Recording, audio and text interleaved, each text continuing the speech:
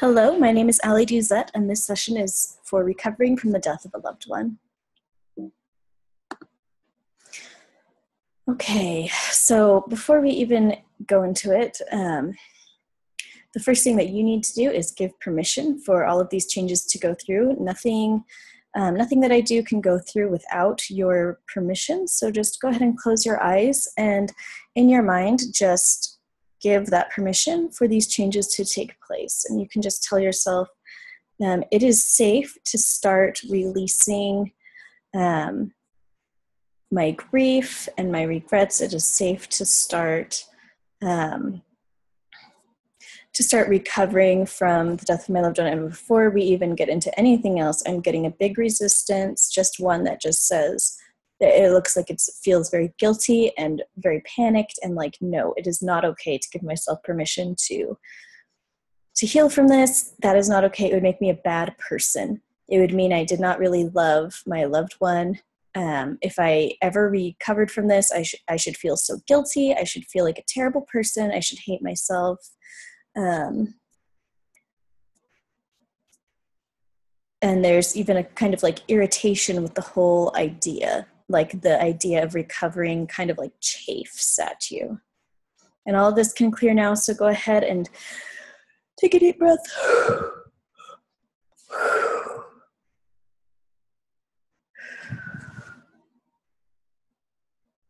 Okay, there's still a little bit of residual resistance to the idea, so go ahead and take your fingers and tap on your forehead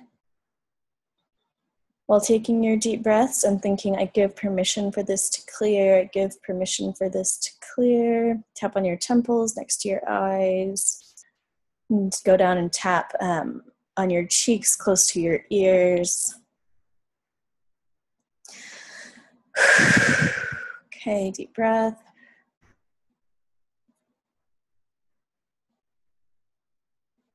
Okay, it looks like that's clearing.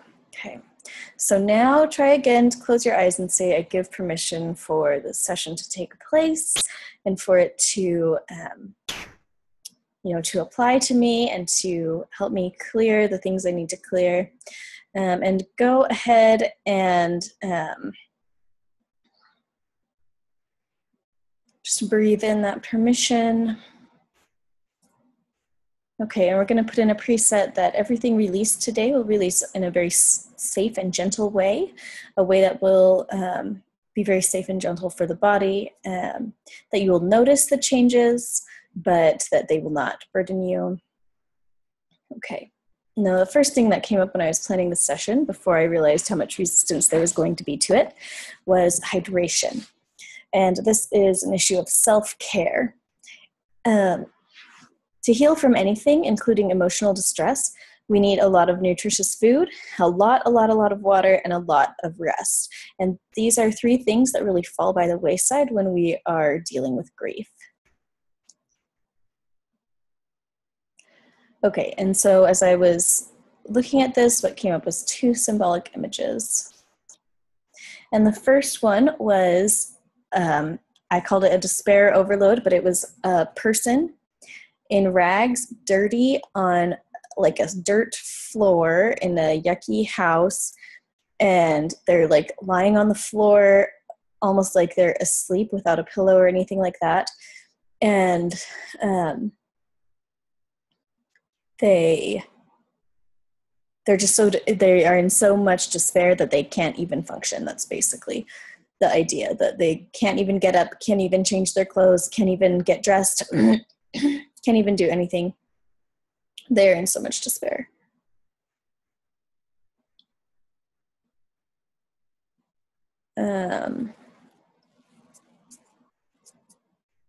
Feeling very unsupported by their own body and by their own spirit. Like the body is feeling unsupported by the spirit is feeling unsupported by the body, because neither side is kind of receiving what it needs to in order to function properly. Yeah, despair, grief, sadness, sorrow. There's something specific we need to acknowledge about it. It says this is too much, this is too much, this is too much. This is too much for one body to carry. It's too much for one spirit to carry. The concept of loss is too much for me to carry. And that can start to clear now, so go ahead and take some deep breaths. Okay, good, good, good. Go ahead and squeeze all of your fingers with your other hand. Go through maybe like 2 or 3 times on one hand and then switch hands. We're just going to squeeze all our fingers one at a time. The fingers have tons of nerve endings, and so this helps reset. Switch hands. This helps reset your brain, helps reset your meridians.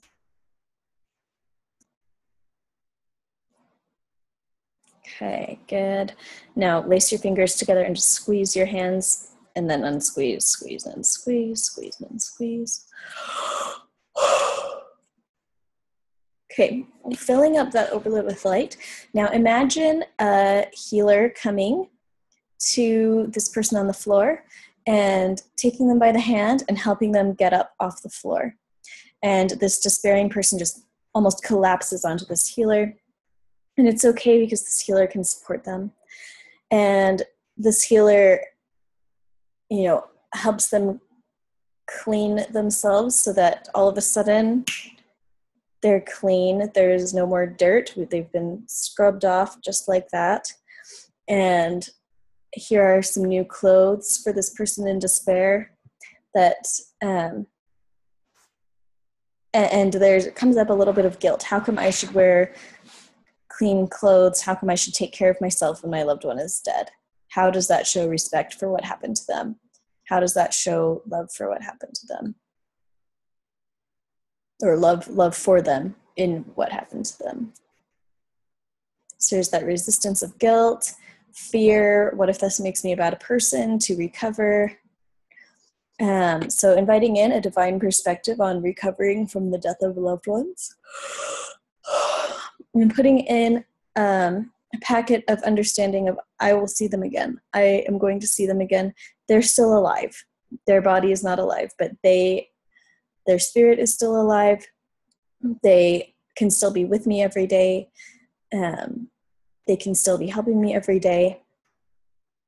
I can feel very, very safe and very accepting of my own recovery from this, knowing that that I'm going to see them again and that they are busy and doing things, and it's okay for me to do things too.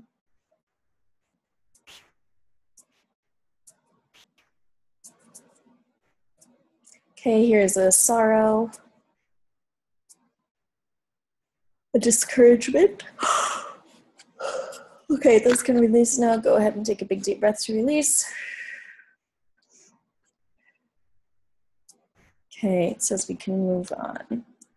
So the second image, I saw a bird, and this bird had a bunch of sticks on its back. Like, I know that's not how birds carry sticks, but that's how it was. It was like a tiny little like sparrow type thing with sticks on its back. And as it was flying, just more and more sticks would fall on its back, and until it's like falling out of the sky, basically. And the word that I heard was grief overload.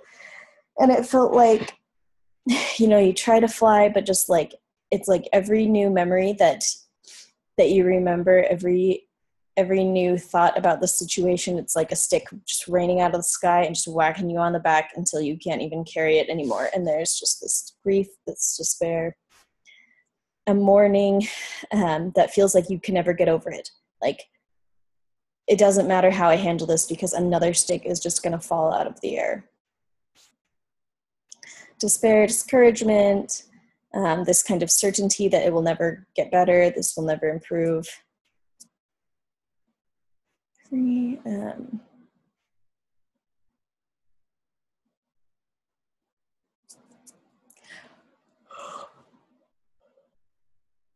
There's a rejection of a life without having sticks like that fall from the sky. It says, like, my loved one died, and therefore I need to be pelted with memories. A word comes into my mind, assault. Like, it's almost like these regrets and griefs and despairs have to assault me all the time, or else I'm not a good person. That can start to clear. Go ahead and take out your fingers and tap on your head all the way around your whole skull.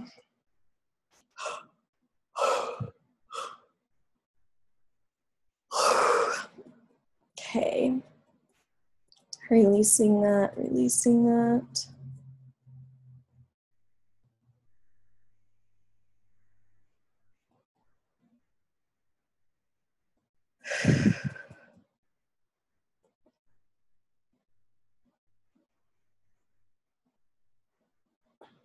Okay.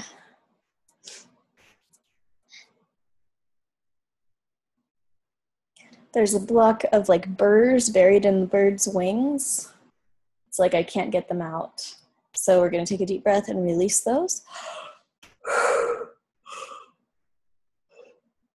But again, it could be safe to fly without needing sticks to follow me. Okay, and here is something interesting. It's like zooming out on this bird, and it's like attached to the bird's foot. There's like a string that attaches to this stick that goes up into the air and connects to this kind of contraption so that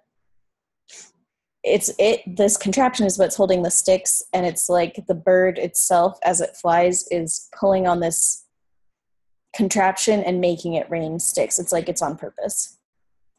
So I'm going to ask if we can clear that contraption, getting a yes. There is some resistance. The resistance makes this guttural cry like, oh. Okay, now it can clear now. Releasing that, releasing the contraption. Breathe it out. I know how to live without continually pelting myself with sticks of despair and grief. I know it can be safe to fly and joyful to fly without feelings of guilt and without feelings of despair. And I know it can be safe for me to feel like I can fly again without feeling despair. Okay, breathe that in.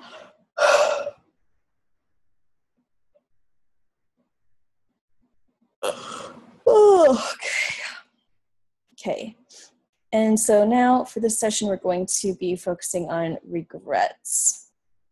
I'm thinking this will be a multiple session series because death is big. And so one session is probably not going to take care of everything. But for this session, we're dealing specifically with regrets, and we're going to be dealing with 3 symbolic images. In the first one, I described it as a ghost at a dance. And what it looked like was a person that was semi-transparent standing in the corner of, just like a dance scenario, like a high school dance. And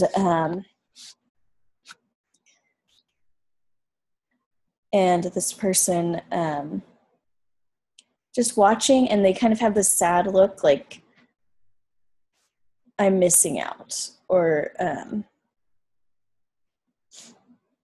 this is what I didn't have.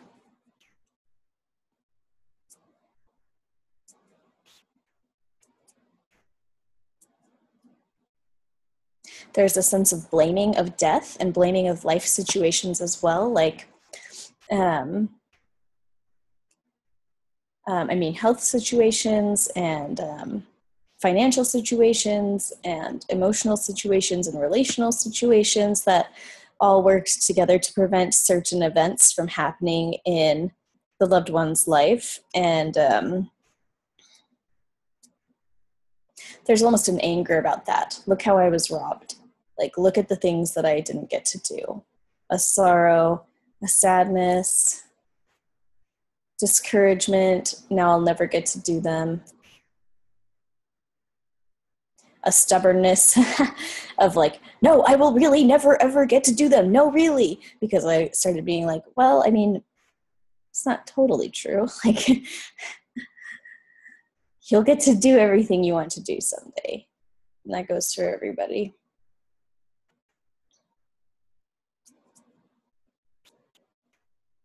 There's a panic coming up of like, all the stuff I couldn't do, like, how dare you bring this all up? It's making me freak out because the weight of this idea is just so huge. It says it's too big for a person to carry, and now you're making me carry it all at once.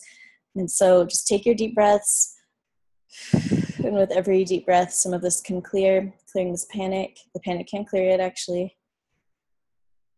Blaming, of life and of death and of God and of not God and of the universe and reality. And it's like everything that ever existed conspired against me to ruin my experiences and to make sure that I did not experience what I wanted to experience. And this can clear now. Go ahead and take a deep breath. And you know what? Go ahead and shake your arms around. I know that sounds silly, but take your deep breaths and shake your arms around, okay?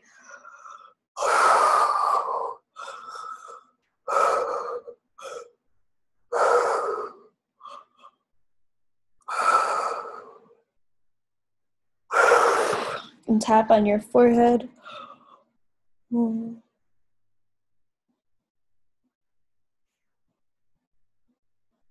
pull on your earlobes. And put your hands over your eyes so that your palms of your hands are covering your eyes. And just take a deep breath.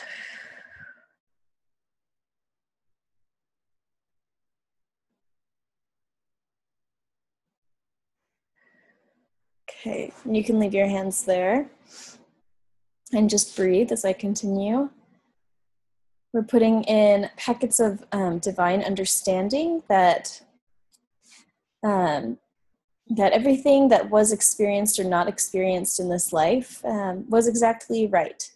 And that when we can all see exactly how the universe is structured, we will all see that everything is exactly right, and we're going to be happy about it. You know, there really are going to be no regrets. And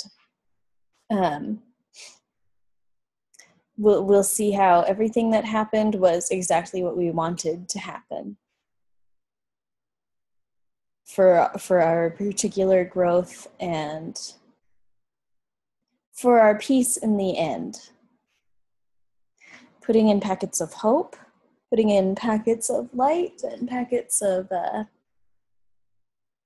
just peace with the situation. And now releasing all belief programs that conflict with this, but putting in,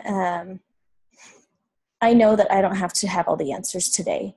I know that it can be safe to trust that things are okay, and that the way that my loved one's life went was exactly right. And I know how to live without carrying despair and grief over that. I know how to put my faith in a higher plan, a plan of happiness. That means that that everything was exactly right, and that it can be safe for me to feel at peace about that.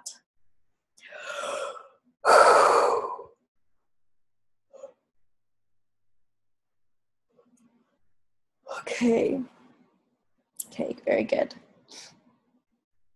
Okay, the second image that I saw was an empty bedroom and like a parent or a sibling. The parent and sibling kind of have a transparent look to them. They're like in the doorway observing this empty bedroom and feeling this just very terrible feeling. Very, very, very terrible feeling. There's a rejection, actually, of reality, okay? And it almost feels like it wants to throw up. Like, this cannot be real. Like, this empty bedroom cannot be real. Regret, sadness, sorrow, horror. Horror, panic of, like, how can this be? How can this even be? And there's a sense of denial of, like, how can this be? How can this be? How can it be at all? How can this be? And it just can't get over that. It's like hitting a wall. So let's look at this wall. This wall is of stubbornness, of sorrow, of grief and guilt. This isn't how it was supposed to be. It's not fair. It's not fair. Underneath it is this kind of simmering rage that just wants to say, ah, it's not fair. It is not fair. This is not fair. This is not how it should have been. This is not how it should have gone.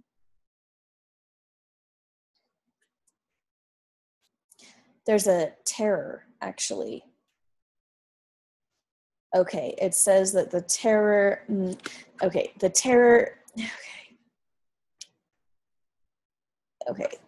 terror is about feelings of things being out of control, and it's like if something this wrong could happen, Like if this is actual reality, then it means that that like everything is out of control. Because if something like this could happen, then what else could happen? Like what else can happen to me? Or worse, what else could happen to the people that I love more than I love myself? It basically just throws everything really off and is just very terrifying. The concept of this as a reality and its implications for other potential realities.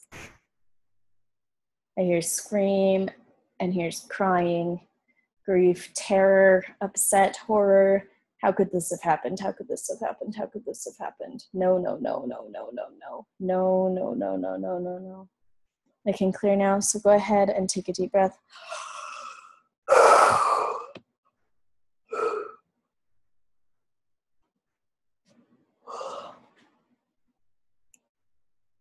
And for healing this, okay, let's see. I'm just going to follow this image where it goes. I see the person standing in the doorway. That is symbolic of you.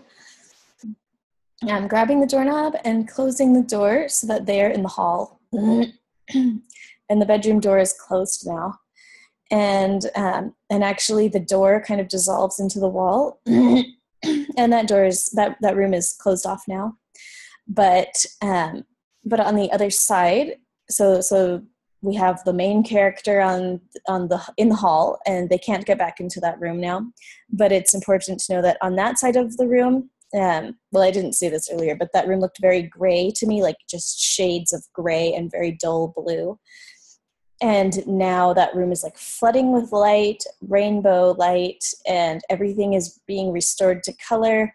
And it's like that deceased loved one, they have their bedroom back. And as we accept what has happened, that our acceptance doesn't just matter to us, it matters to them. And when we are perpetually obsessing over these regrets and what could have been, and this isn't fair and everything, that weighs down on them also, and it makes it harder for them to move on. And so by closing that door and letting that door become a wall, and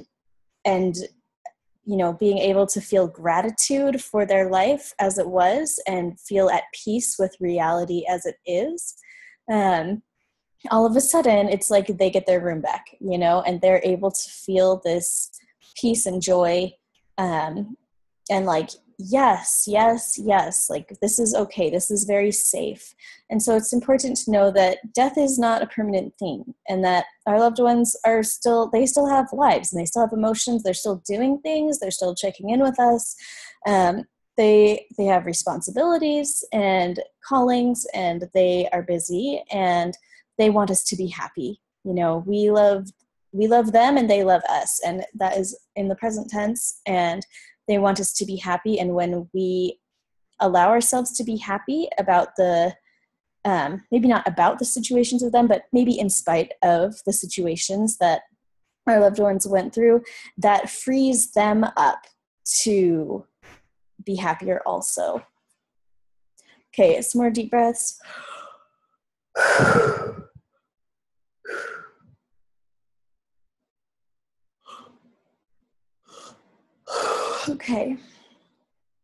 Okay, good. And it's saying that we can move on. All of these changes are going to take several days to really go through, I'm sensing, but just be open to these changes taking place, and really assess, how you feel immediately after the session. That's worth assessing, and I do hope that you email me about it, but also you're really going to assess yourself again in a week and a month, okay?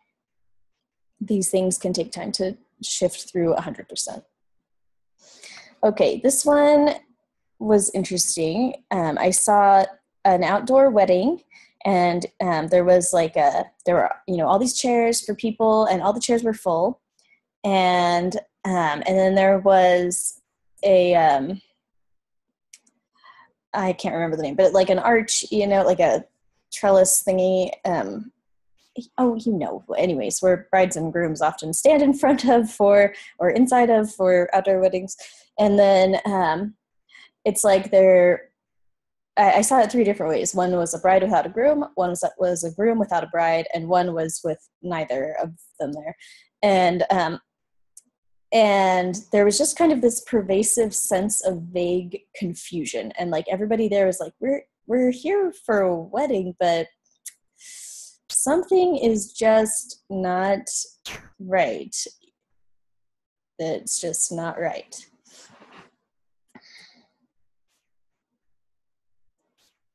Here's an underlying terror, actually.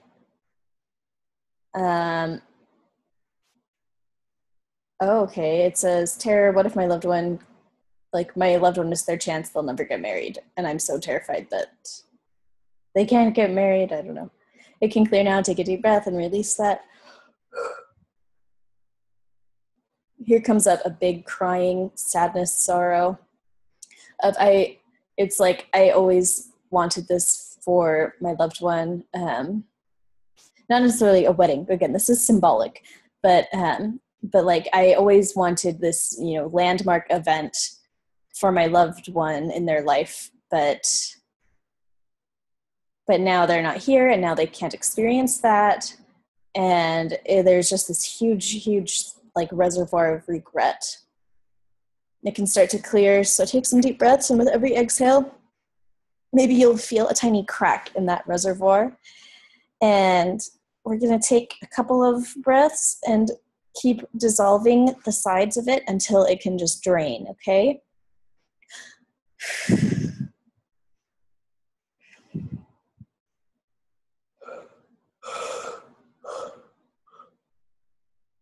Releasing those regrets and those griefs. Okay.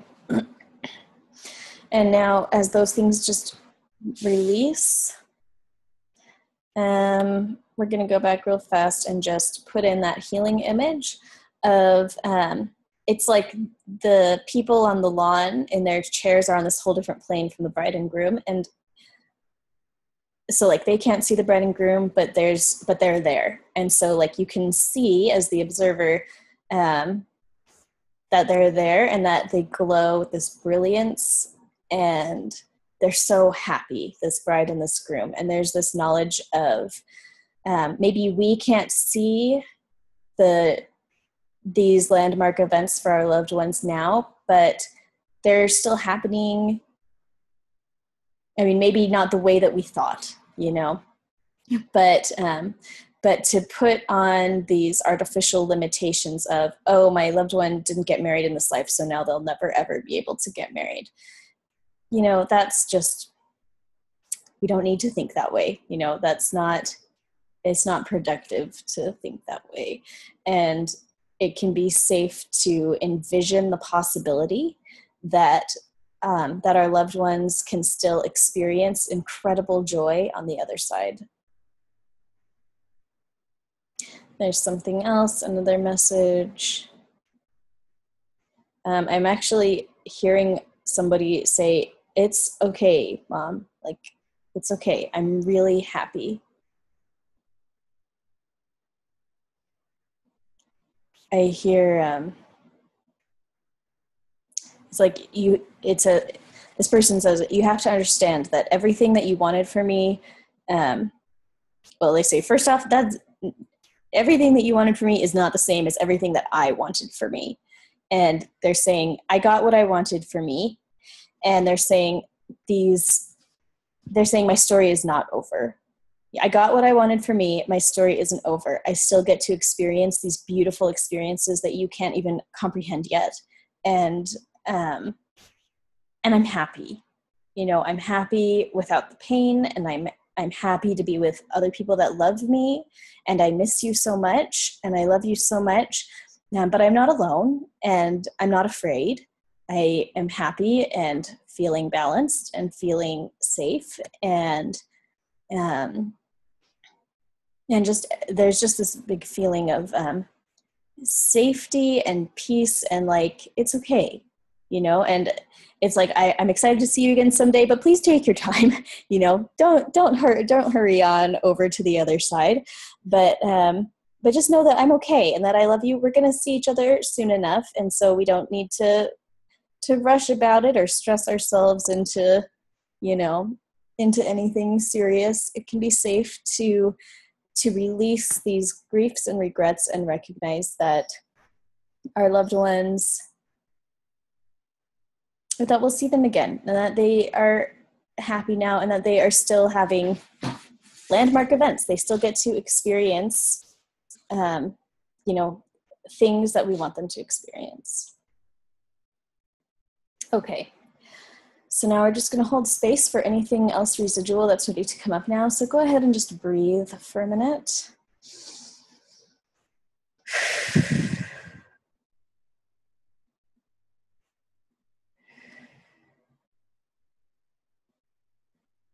Allowing anything to come up that needs to release now.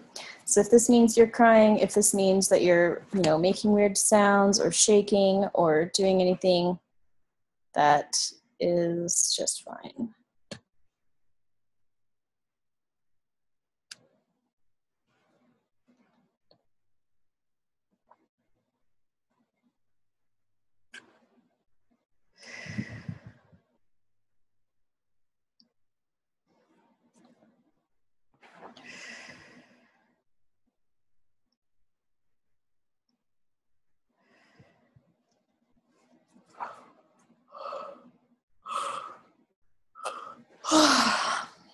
Yawning is good. It releases a lot of things.